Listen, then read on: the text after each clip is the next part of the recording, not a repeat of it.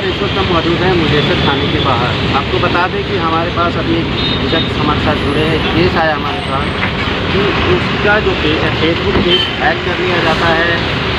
Facebook में जो group है ग्रुप भी हैक कर लिया जाता है। उसके बाद उसको एडमिन से हटा दिया जाता है, यानी कि जो पेज का पूरा एक्सेस है वो किसी और के पास चला जाता है। क्या है पूरा मामला, इसका हम जान लेते हैं। क्या नाम है आपका? नमस्ते फ्रेंड्स। दोस्तों, मेरा नाम चंदन चौबे है और मैं कानका एजुकेशन पेज का एडमिन हूँ और मेरा एक ग्रुप भी है UPSC IAS 2022-23। आप करते क्या हैं? मैं एक्चुअली में कोर्सेज डिज़ाइन कर रहा हूँ अभी रिसेंटली, और क्वेश्चन पेपर डिज़ाइन कर रहा हूँ UPSC एग्ज़ाम्स के रिलेटेड। तो आपने किया क्या? हाँ, और मैंने एक्चुअली में नेहरू कॉलेज है वहाँ से BSc केमिस्ट्री ऑनर्स किया है मैंने। उसके बाद से चाणक्य IAS अकेडमी वहाँ मैंने 1.5 साल कोचिंग लिया प्रॉपर, और उसके बाद से UPSC के एग्ज़ाम को तैयारी कर रहा हूँ मैं कॉन्टिन्यूसली उसके बाद से। और इसके अलावा फ्रीलांसिंग का काम करता हूँ अपने लिए, साथ ही एक ग्रुप चलाता हूँ और एक पेज है मेरा, उसको भी मैं रन करता हूँ। तो आपने कब हुआ ये एक्चुअली में सर हुआ है 25 जून 2022 की रात को। आप हैक कैसे हो गया? कुछ हैक एक्चुअली में सर देखिए हुआ क्या है, एक मैरियो पटामा नाम का एक मतलब फेसबुक पेज से आईडी, मतलब फेसबुक आईडी है वो एक्चुअली में है वो इंडियन ही, इसका मैं दावा कर सकता हूँ क्योंकि मैंने उसको फॉलो किया तो मुझे उसके थ्रू कुछ वैसी बातें मिली हैं। तो उसने मेरे को एक्चुअली में कहा कि कुछ मतलब बिजनेस करना है आपके साथ। कॉल आया था? कॉल नहीं आया था, मैसेज ही आया था फेसबुक। तो हाँ, मैं उसके थ्रू तो उसने फेसबुक बिजनेस मैनेजर पे कहा कि कुछ मतलब अप्रूवल्स लेने होंगे। मैंने उसके लिए पहले तो मना कर दिया कि भाई किस चीज़ के लिए अप्रूवल लेना? मतलब उन्होंने कहा था कि फेसबुक के थ्रू हम थोड़ा मतलब आपके ग्रुप को और पेजेस को एनालाइज करना चाहते हैं, देखने के लिए कि कैसा वो पेज है, कैसा वो ग्रुप है, उसके थ्रू। तो मैंने बोला ठीक है, फिर मतलब कुछ देर तो मैंने सोचा, फिर लेकिन सोचा कि चलो कोई बात नहीं, इतना तो पढ़ा लिखा हूँ मैं कि उसके थ्रू मैं देख लूँगा कि कहाँ क्या प्रॉब्लम है। तो मैंने मतलब बहुत सारे इंसाइट्स उसके साथ शेयर किए फेसबुक पे। जो बिजनेस में एक्चुअली में जनरल की बातें होती है, ऐसा नहीं कि नहीं होती, क्योंकि बिना उससे कोई भी डिसीजन लेगा नहीं और आपके साथ कोलैबोरेशन करेगा। तो वही कुछ मैंने डाटा शेयर किया उसके थ्रू। फिर मैं रात में सो गया और उसके बाद से मैं देख रहा हूँ सुबह उठ के कि ये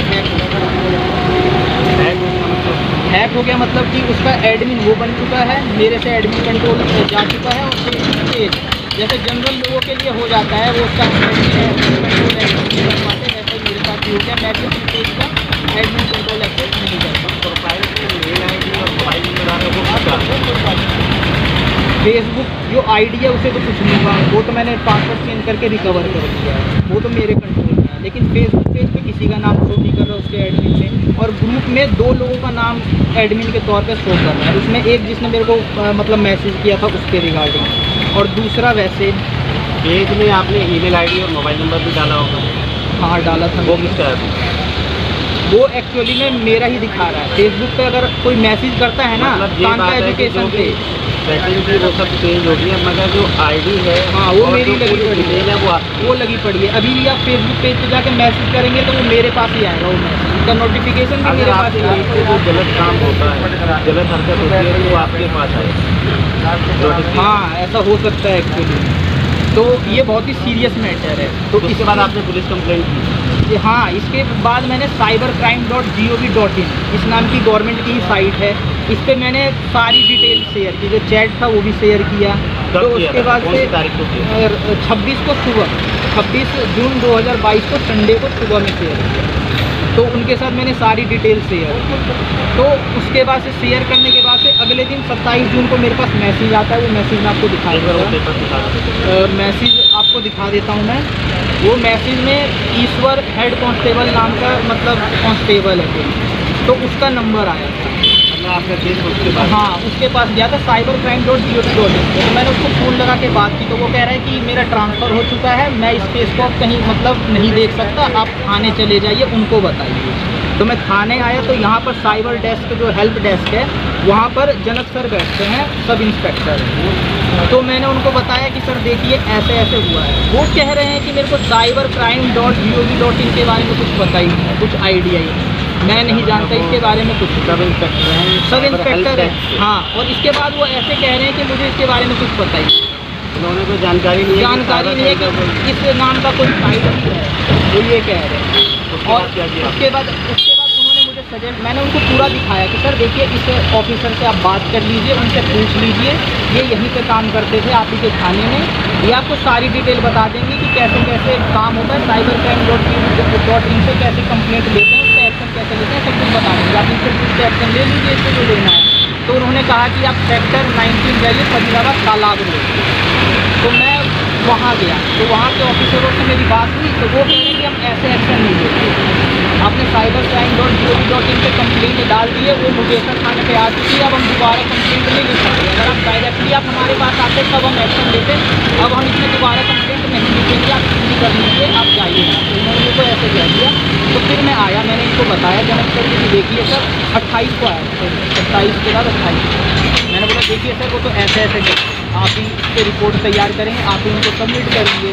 उन्होंने कहा कि मैं इसके बारे में कुछ नहीं जानता, मेरे को इसके बारे में पता ही नहीं। और फिर उन्होंने रूम नंबर 2 में भेजा, जो रिपोर्टिंग रूम है। फिर मतलब और ऑफिसरों से जो बात हुई, तो कह रहे हैं कि हमारे पास इसका है। तो आपने तो रिटर्न में एप्लीकेशन दी थी, फिर मैंने CM विंडो पे मैंने शिकायत डाली, CM विंडो पे शिकायत डाली, तो शिकायत की रिसिप्ट मेरे पास है, ये है शिकायत की रिसिप्ट, यहाँ पर ये इसका नंबर है, CM विंडो की शिकायत की रिसिप्ट है। तो मैंने ये शिकायत की रिसिप्ट डाली इस पर, और मैंने कहा कि सर ये CM मैंने पूरा प्रॉपर लिख के भेजा कि साइबर सेल वाले मेरे इस वजह से कार्रवाई करने से मना कर रहे हैं, और मुझे सर थाना भी कार्रवाई करने से मना कर रहा है। तो मैंने उस कंप्लेंट में स्पेशली मेंशन किया कि सर आप ही डिसाइड करके बताइए कि एक्चुअली में इसकी अकाउंटेबिलिटी किसकी है, और नहीं। तो ये मैटर दोबारा फिर मुझे सर थाना के पास आ जाता, फिर जनक के पास आया। तो फिर मैं 30 जून को, मतलब ऐसे पता 30 जून आपको फोन किया या 30 किसी ने फ़ोन नहीं किया मुझे, 30 जून 2022 को मैंने CM विंडो में शिकायत डाली। 5 जुलाई को मुझे पता चल गया कि ये तो फिर मुझे सर थाना में आ गई, तो मेरे को पक्का विश्वास हो गया था कि एक्चुअली में इसको सेक्टर 19 साइबर सेल डायरेक्टली नहीं सुनेगा जब तक यहाँ पर ये इसको कुछ रिपोर्ट करके भेजेंगे नहीं। तो ये मेरे को विश्वास हो गया, क्योंकि CM विंडो के थ्रू भी इन्हीं पर आई।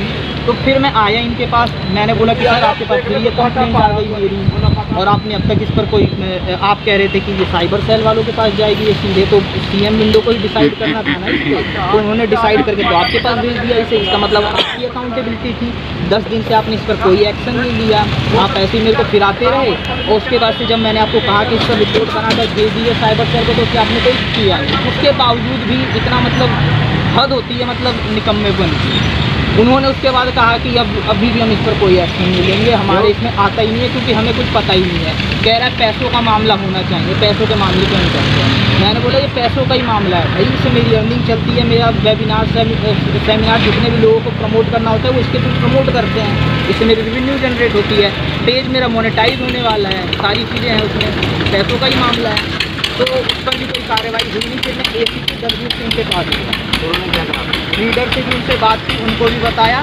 तो 6 जुलाई को मैं गया था उनके पास 2022 को, तो उन्होंने कहा आप चिंता मत कीजिए, हम इसको साइबर सेल के इंस्पेक्टर से मैं बात कर लेता हूँ, और आपके जनक को मैं कह देता हूँ वो आज ही पूरी खाना पूर्ति करके जो भी फॉर्मेलिटी है उसको पूरा करके वो आज के आज ही भेज देगा। तो 6 जुलाई मैंने बोला ठीक है कोई बात नहीं, अब ACP सर ने एश्योर किया है तो उसकी कुछ वैल्यू तो होगी ही। तो मैं भी खुश हो गया कि चलो कोई बात नहीं, कम से कम कार्यवाही तो शुरू हो।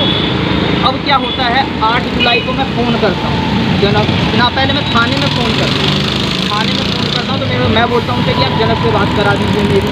तो कहते हैं कि जनक तो अभी है नहीं थाने में, उसके नंबर पे लगा दो। मैंने बोला मेरे पास नंबर नहीं है, आप नंबर दीजिए। फिर उन्होंने मेरे को जनक का नंबर दिया, SI का। तो जब सर का नंबर मिला मुझे, तो मैंने 2-3 बार सुबह ट्राई किया तो वो लगा नहीं। फिर मैंने 12-1 बजे करीब शायद ट्राई किया था, तो एक बार उन्होंने फ़ोन उठा लिया, उनको पता चल गया कि ये मेरा ही नंबर है, मतलब चंदन मेरा ही नंबर है। वो बोल रहे हैं कि मेरे पास तो ना तेरी CM विंडो की शिकायत है, ना तूने थाने में, मैंने थाने में 6 जुलाई को ही डेली डायरी नंबर के साथ कंप्लेंट फाइल की। डेली डायरी वाला नंबर ये रहा शिकायत। ये आप देख सकते ये देखिए हैं, यहाँ पे ये नंबर भी है। आपका देखिए 6/7/2022 को, यानी 6 जुलाई को ये डेली डायरी नंबर है इस पे। ACP साहब के नाम पे लिखी थी मैंने रिपोर्ट, क्योंकि ACP साहब ने कहा था कि मुझे भी लिख के दो शिकायत, तब मैं कार्रवाई ये करूँ। आपने दिखाई जनक को। तो ये मैंने एक्चुअली में थाने ये दिखाया नहीं था मैंने, ये एक्चुअली में मैंने बोला था कि डेली डायरी नंबर जो है वो डली पड़ी है, आप जाके चेक कीजिए। तो कह रहे हैं कि मेरे पास तो है नहीं इसकी शिकायत। मैंने बोला ऐसा कैसे नहीं है, CM विंडो की भी देर, फिर थोड़ी देर बाद बात करने का कह रहे हैं हाँ मेरे पास शिकायत पहुंच गई है, मैं अभी इस पर एक्शन लूँगा। मैंने बोला सर 6 जुलाई को आया, मैं ACP सर से बात किया, आपसे बात किया मैंने, मतलब लीडर साहब है उनसे भी बात की मैंने, सबसे बात करके गया हूँ, सबको बता के गया हूँ। सोल्यूशन क्या हुआ? अब तक कोई समाधान नहीं हुआ, अब तक इस पर कोई IO पॉइंट नहीं हुआ। अब तक मुझे ये नहीं पता कि इसको इन्वेस्टिगेट कौन ऑफिसर कर रहा है, इसके बारे में भी कोई डिटेल नहीं है। और प्रशासन की तरफ से आपकी कोई कार्रवाई नहीं हुई है, सहयोग नहीं हो रहा, कोई सहयोग नहीं हो रहा उसके बावजूद। और सहायक पुलिस आयुक्त के ऐसा मेरे को एश्योर करने के बाद कोई एक्शन नहीं लिया जा रहा। इसका मतलब इसके अलावा आपने कहाँ मेले होते हैं? इसके बाद से सर देखिए, जब यहाँ पे 8 जुलाई को नहीं हुआ ना कुछ भी, तो फिर मैं और परेशान हो गया। फिर मैंने ना जनक सर को कंटिन्यूसली मैंने कहा कि सर व्हाट्सएप मैसेज किया, वो कॉल नहीं उठा रहे थे। तो मैंने व्हाट्सएप मैसेज पे किया, देखिए सर मैं एक UPSC एस्पायरेंट हूँ, मुझे लॉ के बारे में, कानून के बारे में अच्छी से भली भांति पता है मेरे साथ। मैंने मैसेज किया प्रॉपर्ली, उन मैसेज को सीन करके वो कोई रिप्लाई नहीं करते। अब उसके बाद से फिर मेरे को मतलब अच्छा नहीं लगता, फिर मैंने बोला यार ये कोई बात नहीं है।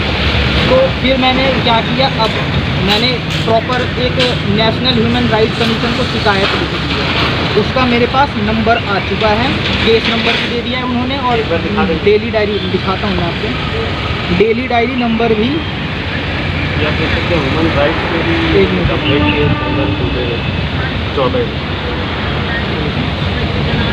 मैसेज दिखा देता हूँ, मैंने उसको पिन कर रखा है। ये देखिए NHRC has registered case number, दिखा दें, ये है NHRC। ये मैंने कल रात में ही किया है मैंने, ये 8 जुलाई 1805 रात को 11 बजे करीब। इसके बाद मैंने ये किया कि मैंने DCP, joint commissioner, commissioner of police और इसके रिगार्डिंग और भी गैजेटेड ऑफिसर्स हैं, उनके ईमेल पे मैंने यही जो मैटर है वो सेम टू सेम मैंने उनको भी फॉरवर्ड कर दिया। अब मुझे अब तक उनका कोई रिप्लाई नहीं आया है, क्योंकि 8 तारीख को रात को किया है मैंने, तो आज तो सुबह के तकरीबन 11 बज रहे हैं, तो इतनी जल्दी भी एक्सपेक्ट नहीं किया जा सकता कि पुलिस एक्शन ले ले इस पर। तो अब मैं इसका वेट करूँगा 4-5 दिन कि इस पर होता क्या है, और देखता हूँ कि इस पर क्या कार्रवाई की जाती है इस पर। और मैंने पुलिस कंप्लेंट अथॉरिटी को भी ईमेल कर दिया है कि ऐसे रिगार्डिंग जनक SI का ऐसा एटीट्यूड रहा है, सिंपल से कंप्लेंट के लिए। और इस कंप्लेंट पर कार्रवाई करना कोई बड़ी बात नहीं है।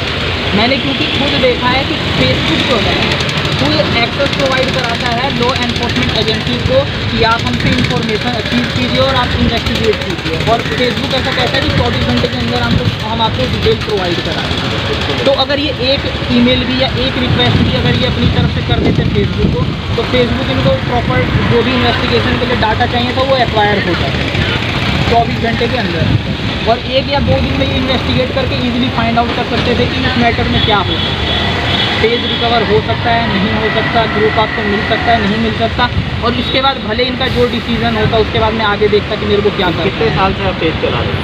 ये तो 3 साल मेरा 4 साल तकरीबन पेज हो गया, और ग्रुप मेरा 3 साल है। अच्छा, तो 3 साल से मैंने उसकी SEO से लेकर के हर चीज़ को मैनेज किया बढ़ाने के लिए, और 3,35,000 जिस समय हैक हुआ था उस समय से, और आज की डेट में 3,70,000 से ऊपर पहुंच चुका है।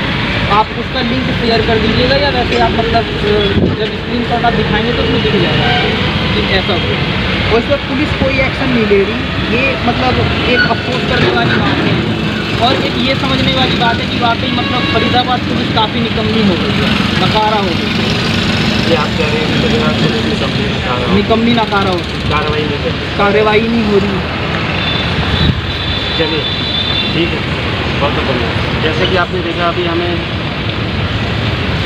चौबे जी ने बताया है कि इनके जो केस है, इनका पेज हैक हो जाता है, इनका ग्रुप हैक हो जाता है। UPSC की ये तैयारी कर रहे थे, 1.5 साल इन्होंने UPSC में कोचिंग की है चाणक्य इंस्टीट्यूट से।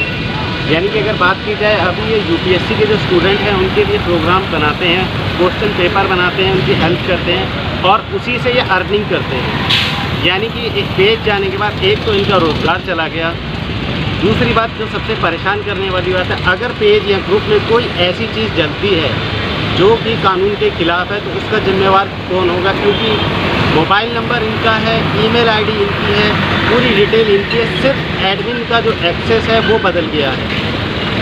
क्या साइबर क्राइम इस पर कार्रवाई करेगा या फिर वादे ही या सिर्फ आश्वासन ही देता रहेगा? ऐसी खबरों के लिए हमारे साथ जुड़े रहिएगा। धन्यवाद।